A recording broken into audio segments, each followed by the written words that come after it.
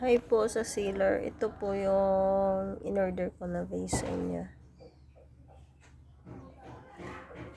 At may mga basag po. Ito okay lang may ko. Kaya kong diskartehan.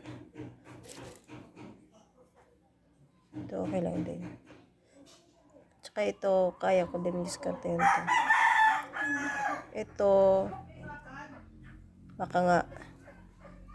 Tsaka ito kaya lang. Okay, sira talaga eh.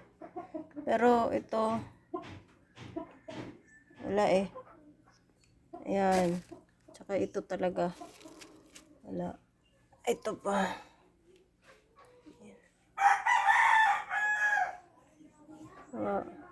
Mga basag po. Bali, yung damage ay 1, 2. Itong peraso po ito. Ito yung damage po ito. Anong gagawin ko dyan?